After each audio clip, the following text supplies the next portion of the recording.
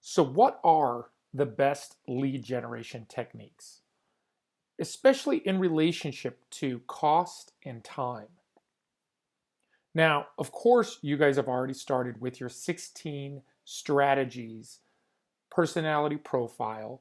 You've gone on 16strategies.com and taken your assessment, and 16 strategies has given you your business profile personality and directed you to what strategy is going to be the best strategy for that personality profile.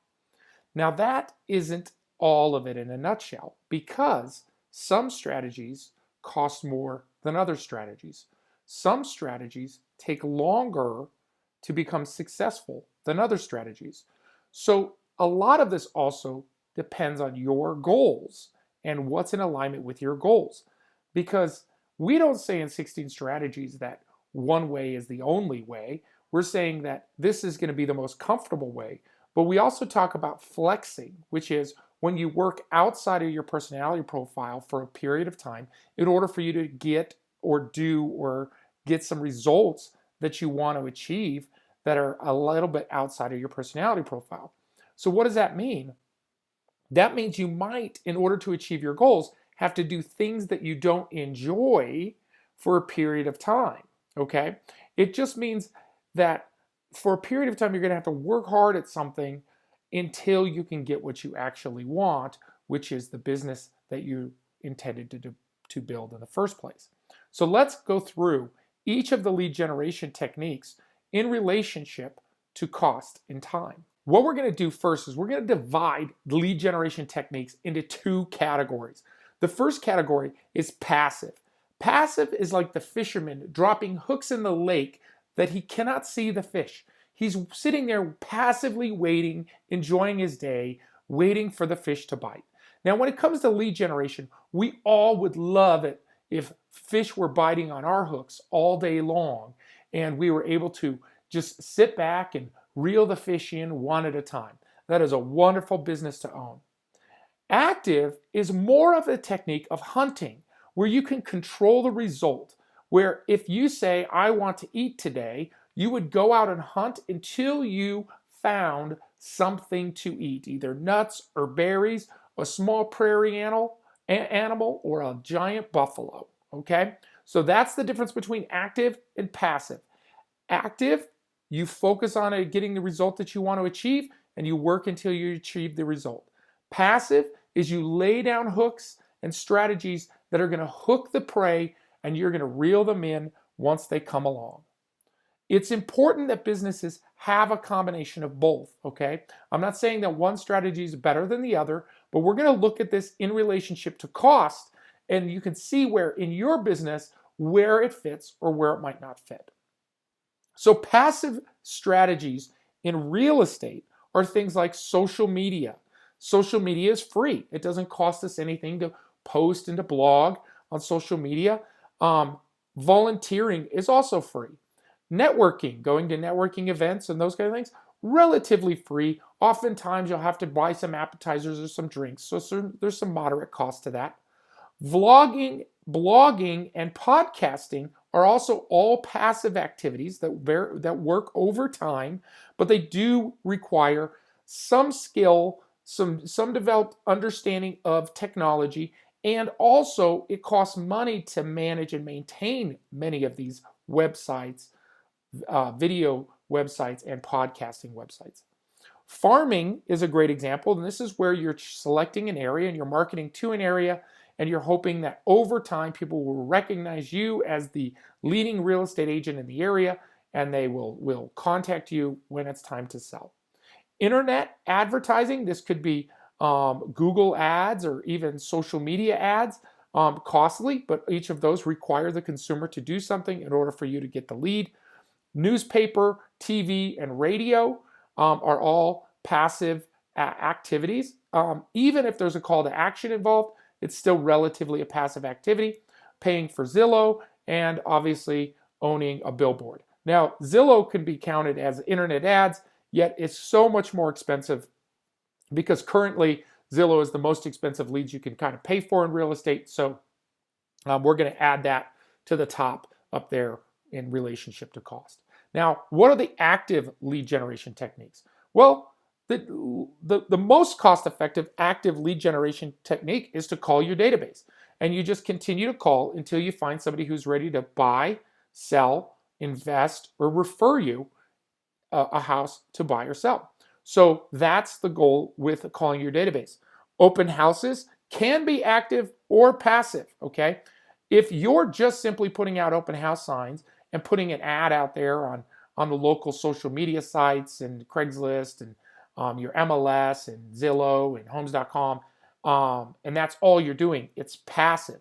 Because I taught you the neighbors only open house, which requires you to door knock in addition to doing your marketing, then we can flip it over to being an active activity. But there is some cost associated with open houses because you have your signage, you have some of your marketing costs, as well as if you're going to have snacks and appetizers at the open house. Door-to-door sales is active, yet what's the cost? Is typically you're going to have some kind of handout.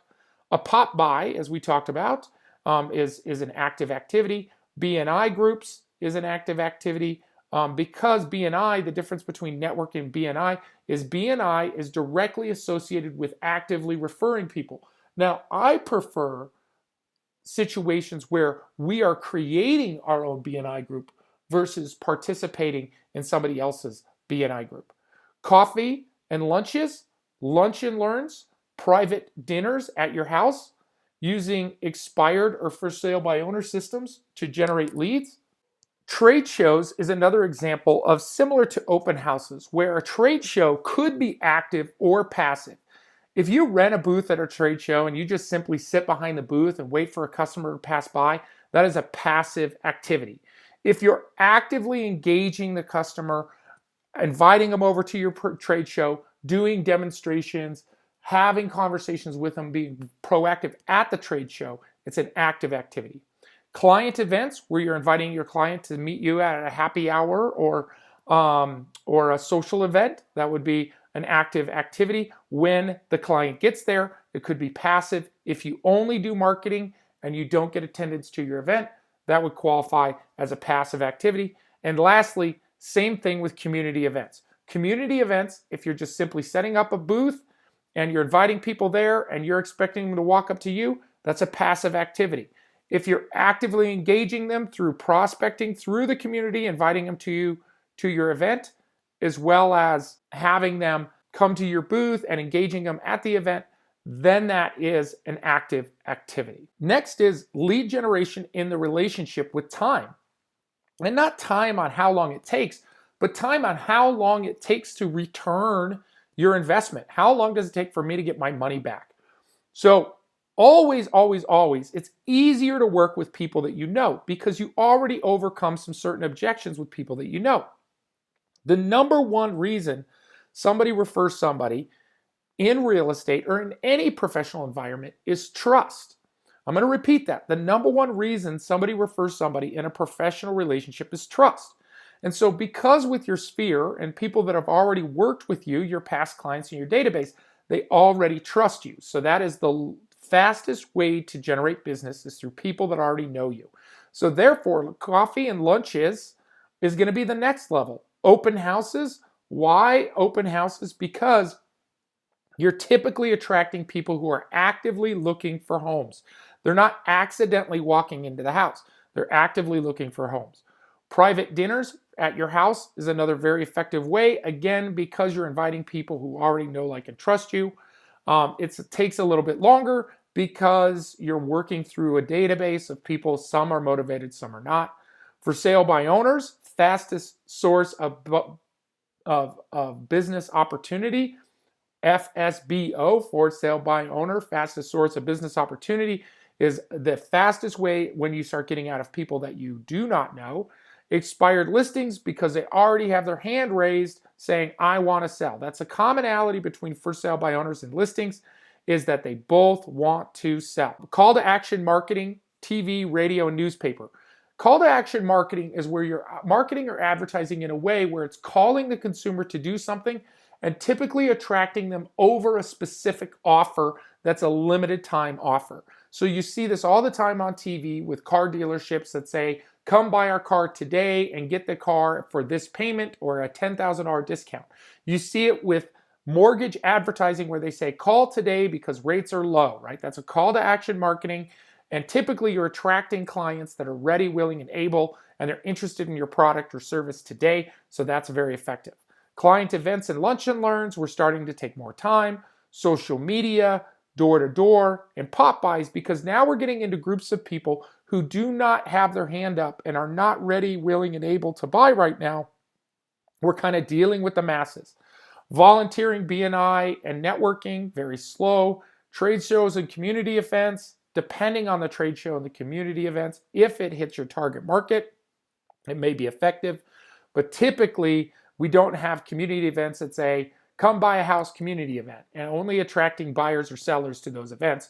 We're typically going to community events like garden and home shows, and community events and festivals typically attract people that are interested in buying or selling, but as a whole, it's a small percentage of the group. Blogging, vlogging, and podcasts, again, are very effective, but they take time to build, get traction before you have a large enough audience that you're able to support your business off of that.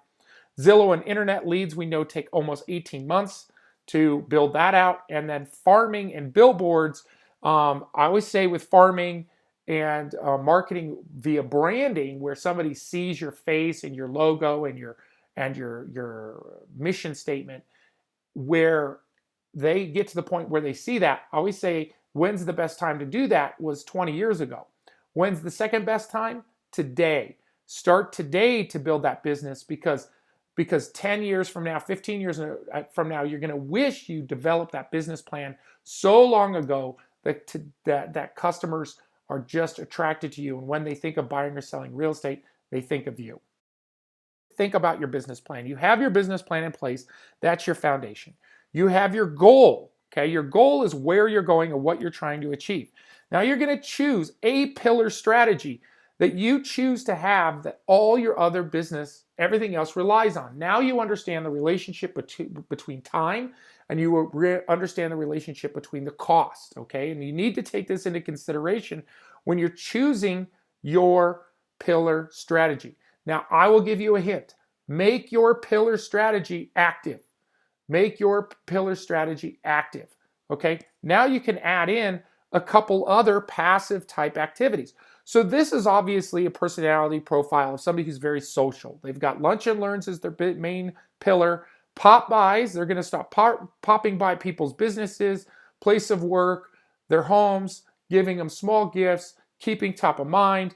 They're going to invite them to happy hours, and then they're going to do educational lunch and learns as their main business plan.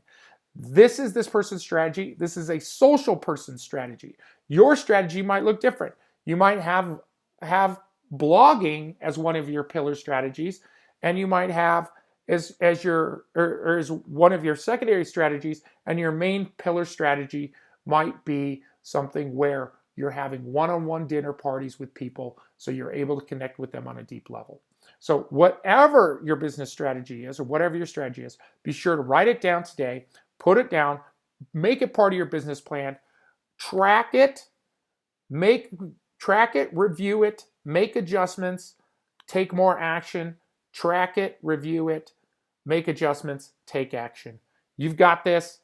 This is your business. Nobody else is going to do it for you. You have the power within you.